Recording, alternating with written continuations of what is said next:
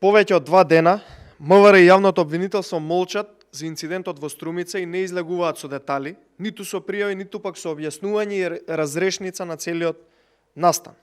Вчера во медиумите се појави сведоштва од страна на претепаниот, јавно се огласи на социјалните мрежи, кој јасно и гласно посочи дека бил нападнат од обезбедувањето на Зоран Заев. Како што вели жртвата од видеото, не само што бил брутално претепан од обезбедувањето на Заев, туку и потоа следел обид за прегазување, односно убиство со автомобил. Скандалозно исто така, она кој вчера го говоревме, иако полицијата се наоѓа на 100 метри од местото на инцидентот, според сведоштвото на претепаниот, полицајците биле избркани од обезбедувањето на Заев и не им било дозволено да постапат.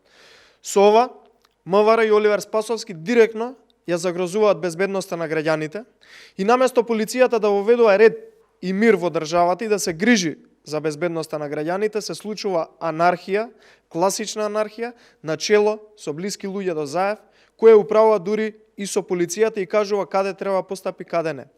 Затоа прашувам уште еднаш, дали е повикан на разговор во МВР, во јавното обвинителство, обезбедувачот на Заев, за кој што јавно посведочи и јавно го прозва претепаниот, бидејќи јасно потенцираше дека имало обид за убиство. Зошто Заев, МВР, јавното обвинителство молчат повеќе од 2 дена и се обидуваат да го заташкаат целиот случај? Дали ова брутално претепување е аминувано директно од Зоран Заев, бидејќи според сведоштвото на претепаниот го тепало неговото обезбедување? Дали на овој начин ќе се справува власта и Заев со граѓаните? Ќе ги тепа по лица?